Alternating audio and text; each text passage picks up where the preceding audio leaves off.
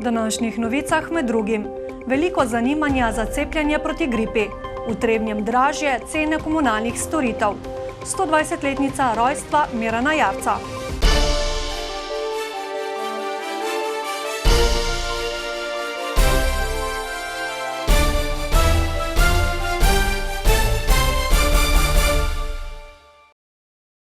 Lepo pozdravljeni. Med epidemijo COVID-19 je zelo pomembno zmanjšati breme okužb oziroma bolezni dihal za zaščito ranljivih skupin, zdravstvenega sistema in drugih nujnih služb. Zdajšnje stanje kaže na veliko verjetnost, da se bodo jeseni in pozimi širili tako gripa in COVID-19 kot druga prehladna obolenja. Na Nacionalnem inštitutu za javno zdravje opozarjajo, da je pri tem ključno, da se čim več ljudi zaščiti proti gripi s cepljenjem.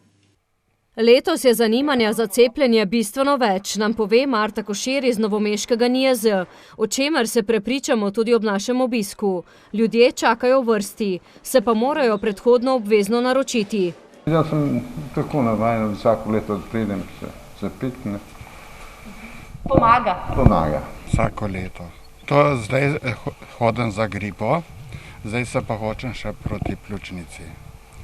To, ker imam astmo in sem rizičen bolnik, svetujem res.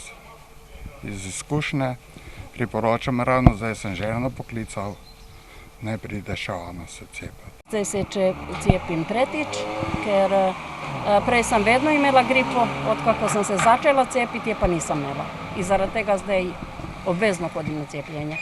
Cepljenje je predvsem priporočljivo za skupine, pri katerih lahko gripa poteka težje in zapleti. Pri kroničnih bolnikih, starejših, malčkih, nosečnicah in osebah z izjemno povečano telesno težo, svetuje Koširjeva.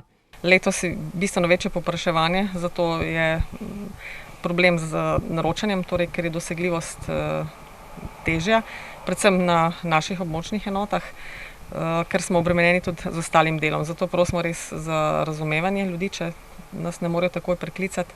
Ljudje se v tem času bojijo, da bi zboleli še za gripo, glede na to, da so znaki primerljivi s covidom. Tudi zato se jih več odloča za cepljenje, pravi Koširjeva. Seveda pa ne smemo pozabiti na vse preventivne ukrepe, ki jih vseskozi izpostavljamo. Maske, ustrezne razdalje, razkuževanje rok, čim manj druženj. To, kar poudarjamo ves čas, da prekinemo širjenje virusa, enega in drugega. Cepiti se je sicer možno tudi v zdravstvenih domovih, je pa letos brezplačno za vse z urejenim obveznim zavarovanjem.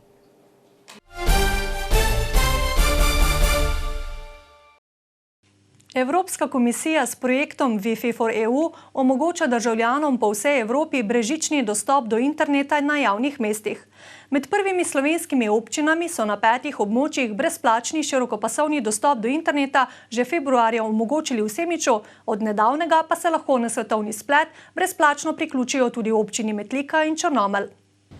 Belokranjski občini sta bili uspešni pri prijavi na razpis in prejeli po 15 000 evrov nepovratnih sredstev za spodbujanje internetne povezljivosti v lokalnih skupnostih. Z tem denarjem smo zagotovili brezplačen Wi-Fi dostop na območju 3 mestnih trgov, na območju mladinskega centra, trgovsko-poslovnega centra Gala in pa v okolici avtobusne postaje in pa gasilskega doma v Metliki. Skupno je po Metliki torej postavljenih 11 točk, ki omogočajo dostop do interneta. Ta območja so označena z oznako Wi-Fi for EU. Uporaba brezplačnega omrežja je preprosta. Kot sem že rekel, je to brezplačen dostop, pač na svojem mobilnem telefonu ali pa računalniku zasledijo brezplačno Wi-Fi omrežje in se normalno priključijo na njega. V Črnomlju lahko občani in obiskovalci mesta do brezplačnega širokopasovnega interneta dostopajo na odprtih javnih površinah v starem mestnem jedru pri Črnomaljskem gradu, pa med Banko in Komendo, na Petrovem trgu in ulici Mirana Jarca, na trgu pri cerkvi Svetega Duha, na parkirišču pri gasilskem domu Črnomelj in pod lipami pri Gričku. Cene komunalnih storitev v občini Trebnje se bodo nekoliko podražile. Trebanjski občinski svetniki so namreč na zadnji redni seji podprli 3 elaborate o odvajanju in čiščenju odpadnih voda, ravnanju z odpadki in oskrbi s pitno vodo. Podražitve so bile nujne, vendar občank in občanov ne bodo bistveno finančno obremenile, pravijo na občini. Gre za minimalno povečanje stroškov pri sami pitni vodi.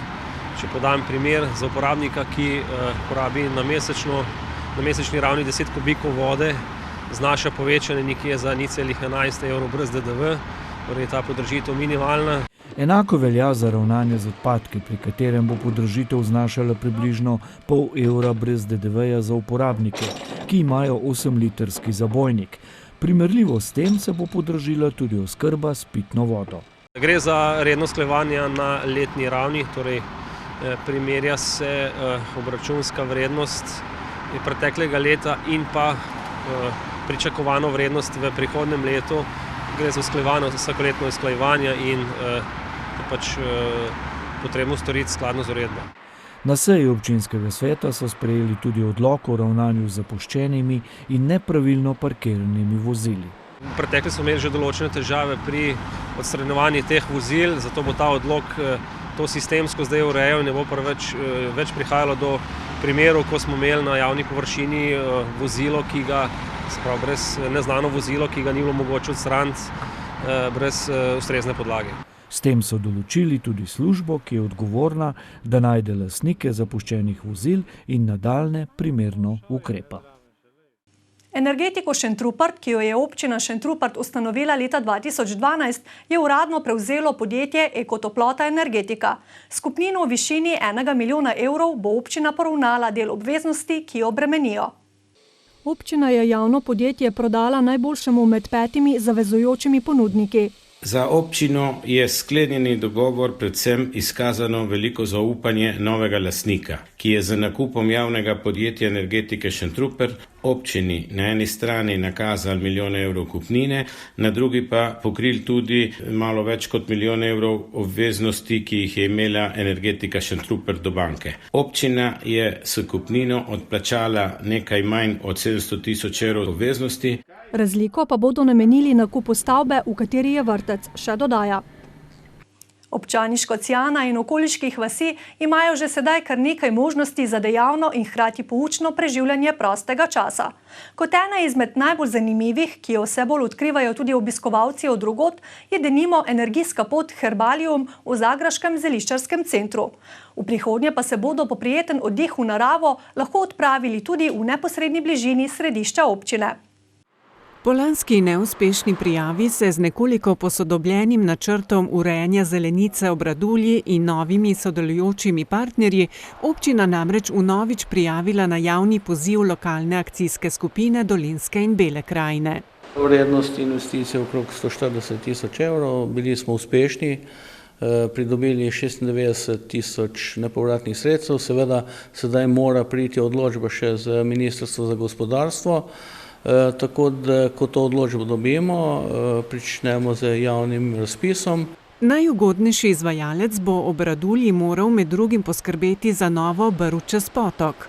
Uredilo se bo tudi to območje ob Radulji, kjer bo razgledna točka za ptice, pa za razgled bobrov. Skratka, fajn bo, ko bo ta komunikacija med tem delom Škocjana in drugim, kjer bo omogočeno tudi otrokom iz šole, da bodo imeli varen prehod, kjer so še tudi športne površine. Krožna sprehajalna pot, ki vključuje še učilnico v naravi in urejen dostop do potoka, mora biti končana do septembra prihodnje leto. Ta razpis pokriva Ministrstvo za gospodarstvo, smiselno so bolj odzivni, kot je bilo v preteklih letih, ko smo zeliščarski center in je bilo strani Ministrstva za kmetijstvo, Agencije za kmetijske trge, tam je kar dolgo trajalo, tle pa upam, da bo ta odločba prišla v kakem mesecu. Gradbena dela se bodo predvidoma začela že v jesenskih mesecih oziroma takoj po opravljenem izboru izvajalca del.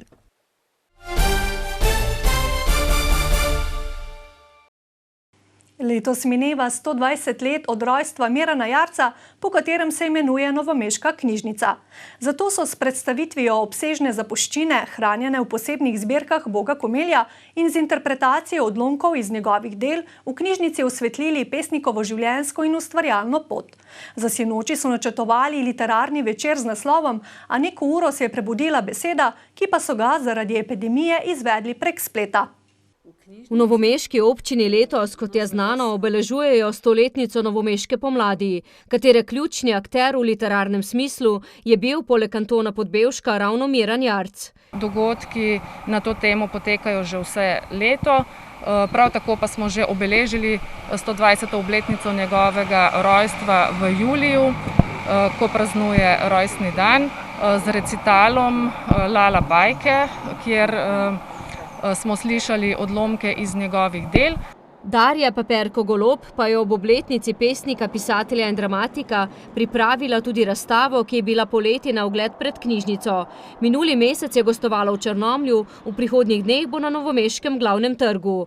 Občani se na razstavi lahko seznanijo z življenjsko in poklicno potjo avtorja, ki izhaja iz Črnomlja in je v Novem mestu obiskoval gimnazijo. S tem, ko so knjižnico poimenovali po Jarcu, so se zavezali k načrtnemu zbiranju gradiva. Njegovih rokopisov, fototeke in vsega ostalega gradiva, in to je danes tudi naša najobsežnejša in lahko rečem najdragocenejša zbirka v knjižnici. Ki sicer, tako kot krajevne knjižnice, zaenkrat deluje po ustaljenem urniku. Prav tako vozi bibliobus. Prav tako je možno samostojno pregledovati in izbirati gradivo po knjižnih policah. Torej, kakšnih bistvenih sprememb ni, omejeni smo le s hkratnim številom obiskovalcev. Svetujejo sicer predhodno naročanje gradiva prek sistema Cobis ali telefona. Upajo, da bodo še naprej odprti in lahko, čeprav v omejenem obsegu, izvajali svoje storitve. Torej, predvsem za pripravo naročenega gradiva, ki ga lahko naročajo preko telefona, preko sistema Cobis. Še vedno je možna tudi dostava, torej brezplačna dostava s kolesi po občini Novo mesto. Možnost pa je tudi pošiljanje gradiva po pošti. Za konec pa še k športu. Košarkarji Krke so sinoči odigrali prvo domačo tekmo v Ligi ABA. V napeti končnici so morali priznati premoč Igokeji, ki je zmagala 70-69.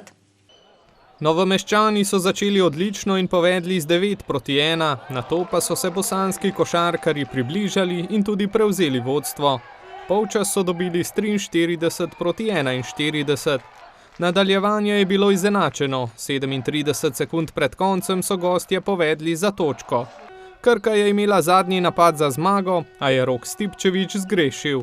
Pri Krki je največ 14 točk dosegel Jure Škifič. Dolenjski košarkarji so na tretji tekmi v tem tekmovanju izgubili drugič, naslednja tekma jih čaka v ponedeljek, ko bo v Novem mestu gostovala Cibona. Čestitke Igokeji, ampak tudi čestitke mojim fantom. Mislim, da je predsodno za tekmo bila parkrat dekoncentriranost v obrambi. Sigurno Igokeja igra tako obrambu, da veliko prevzemaju. Poskušali smo to kaznovati. Uspeli smo v dobrem delu tekme in na koncu nam je malo zmanjkalo koncentracije. Toliko iz uredništva novic. Preden se poslovimo, še povabilo k ogledu županove ure nocoj ob 8. Gostja bo semiška županja Polona Kambič.